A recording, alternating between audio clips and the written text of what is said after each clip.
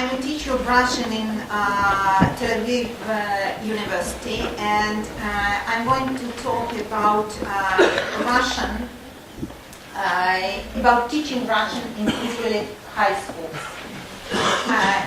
The 20th century is a century not only of devastating wars and revolutionary scientific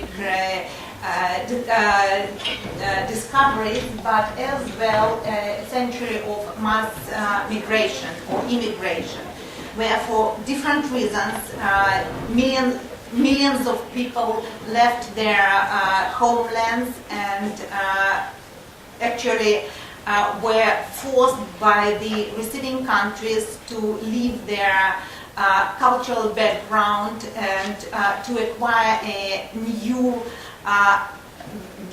very often unknown language and culture. And it was truly believed not only by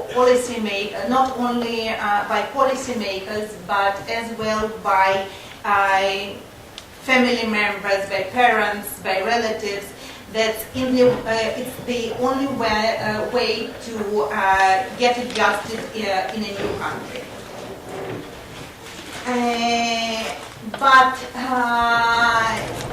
after a short period of time, I mean, in 60s of the 60s years of the 20th century, after a very profound research was made in the field, it was found that bilinguals have certain cognitive advantages in comparison to monolingualism, and they all believe that preserving a language or a native language, a language of origin, would interfere with the learning of a new language, of the language of the target country, was found as absolutely wrong.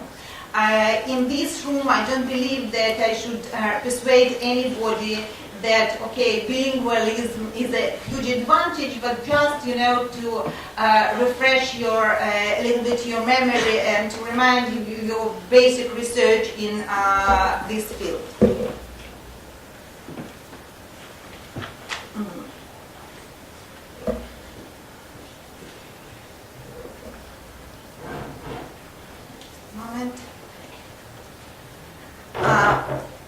It's absolutely clear that language planning activities take place in particular socio-linguistic settings, and the nature and scope of the planning can only be fully understood in relation to the settings. What is the settings in the context of Israel? Linguistic situation in Israel is very complicated. We actually, as a country, we started from the one nation, one people, one language policy, and slowly but surely moved to I won't distinguish it as multiculturalism, but more tolerant and more pluralistic approach to language learning. The first change was made in early 70s, when the growth of English as an international lingua franca began to corrupt the unquestionable monolithic monopoly of Hebrew. Professor Polsky actually claims that the authority of English is the main source of it is not only because English is international lingua franca, which is very important, but because English is a language of very powerful and influential community in Israel as well. In late 60s, the painful consequences of forced assimilation of the North African Jews became the second factor that dissolved the melting pot policy, which fully corresponded to one nation, one people language motto. The term linguistic rights that became more and more popular over the world, of course, influenced Israeli language policy as well.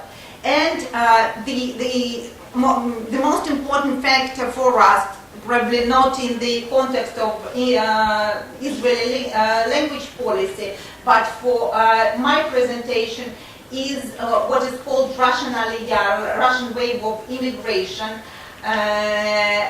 of early 90s, which was actually the mass emigration from the former Soviet Union, which made Russians the most numerous segment of Hebrew population in Israel.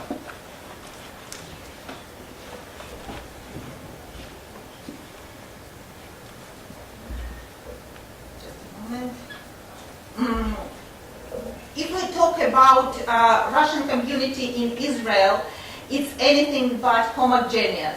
However, what is common for all the Russian immigrants is that they share a hesitant attitude to their local culture, certain measure of cultural arrogance and lack of any melting intentions.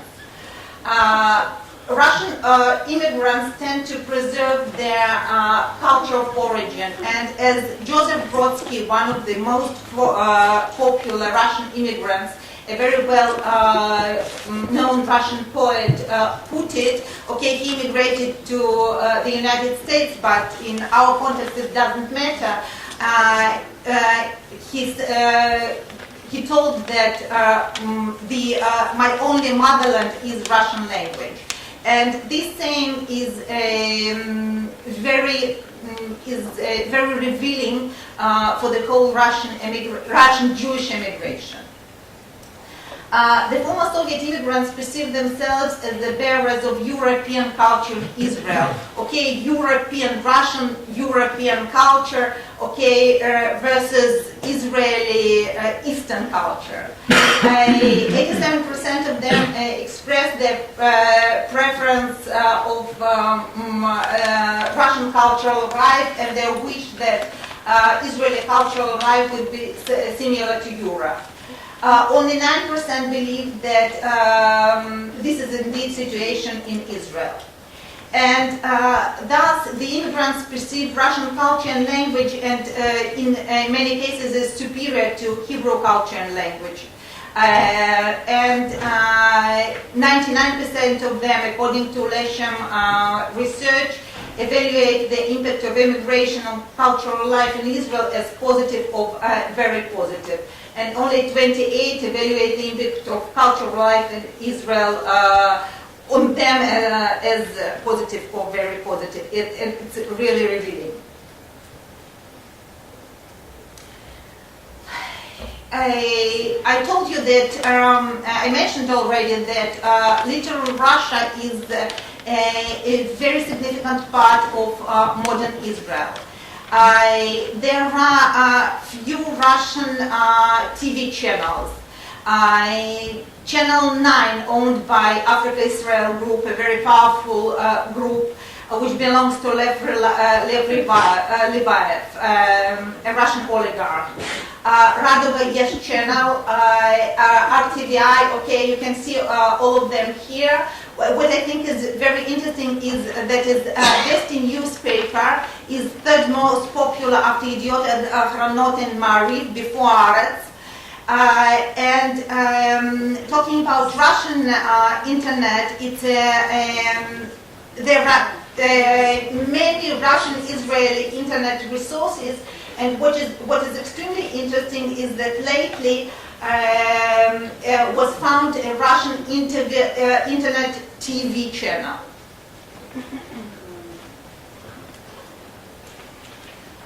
And back to our point. Teaching Russian in Israel. Okay, it's a very painful and long story. Russian, as I mentioned already, was very important to the Russian immigrants in Israel. And a huge pressure was made on policymakers to teach Russian as a school subject, and many of them were very hesitant. But everything in Israel is political, and Ministry of Education policy as well. So after this enormous pressure was made, the decision to include Russian as a school subject was made, and it started to be taught in early 90s without any curriculum first, and without any textbooks or teaching materials. In 96, after a new language policy of Ministry of Education was accepted, in which it was stated that Russian and Ethiopian immigrants are entitled to preserve their language, in 98 it was written the curriculum in which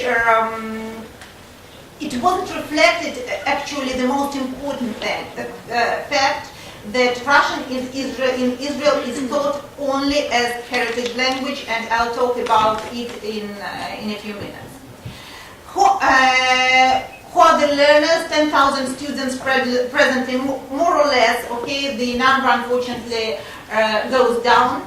10,000 students presently attend Russian classes in junior high and high schools. About 92 of them were born in the former Soviet Union, and the other 8 are from Russian-speaking families. The length of time they have been in Israel varies from, some of them are fresh from the boat, and some of them, they mentioned it already, were born here. For the vast majority of them, Russian is a heritage language. According to the most accepted definitions, a heritage language is a language to which a group or individual feels cultural, ethnic, or religious allegiance, but doesn't have any ability to speak. Heritage language is a language that an individual grew up overhearing and or speaking in at home. Now, you see that these two definitions that by many researchers are believed to be really classical, ignore the issue of proficiency. For example, I grew up listening to Yiddish and loving Yiddish, but the only thing I can do in Yiddish is actually curse. Am I a heritage learner? I'm not sure. Had I decided to study Yiddish really seriously, I probably would like to be enrolled in a class of beginners. I don't think I can take a heritage language class for this purpose. Now, when a person stops to be a heritage learner or starts to be a foreign learner of the language, the question is still open. If we talk about the heritage language learner profile, we should mention that their oral proficiency is much better than their writing proficiency. They have almost native-like pronunciation. They have good intuition in all their. They have a good intuition in all the grammar issues, and they need mostly macro than micro approach to learning the language. Who are the teachers? Instead of instead of reading the slide here, I'd like to tell you the joke, a very famous Russian joke about, what Kalashnikov gun is, I'm sure. Now, there was a faraway plant in Russia which used to produce Kalashnikov guns. And after Perestroika, they, however, decided that they don't need, such a number of Kalashnikov guns. So they decided to produce, instead of Kalashnikov guns, food processors and vacuum cleaners. But no matter what they tried to do, they got finally a Kalashnikov gun. Now, why is this joke is relevant to what I'm talking about? Because I had an opportunity to observe a number of lessons in Israeli high schools, and no matter how we call it, what the teachers are trying to do, they teach Russian as a native language. 140 teachers are involved in teaching Russian in Israeli junior high schools. And in all of them, it's a unique situation. I don't think there is any other country with such a situation. All of them, without exception, are graduates from former Soviet colleges and universities. And they are trained to be native language speakers, native language teachers, and not foreign language teachers. Less than 10% of them work full-time. The remainder are employed part-time, and I don't need to mention how they are disappointed with their working conditions. Existing teaching materials, you see the list of them, but what is the most important thing to mention about the whole thing is that the term heritage language is not mentioned in any of these materials. I mentioned already that unfortunately, everything in Israel is political, and the Russian community views teaching Russian as a very important political issue. Russian-speaking members of Knesset recognize its symbolic value as well as its practical value. And it's surprisingly or not surprisingly, more discussion on teaching Russian are conducted in Knesset than in Ministry of Education. The Russian-Israeli TV channel regularly reacts very promptly as well to all the attempts to close Russian as the school subject. Bilingualism and multilingualism are viewed by modern society as very important personal and social assets. The knowledge of different languages and cultures enhances one's mobility, social mobility, and political empowerment. In the case of Israel, the time is right to recognize that all heritage languages within its borders are indeed valuable resources that the country must strive to preserve and develop. And as for the Russian language, half of the work has already been done. Teaching Russian in Israeli high schools is one of the community's most impressive achievements, with all the problems and all the methodical questions, and with considering the fact that there is not much correspondence between research and teaching practice. However, unless further institutional support is provided, the subject is doomed to disappear. I truly believe that the case of Russian is a very important test for Israeli society, which shows whether we become more tolerant, more wise, and if we are ready actually to recognize language as a very important societal asset. Thank you.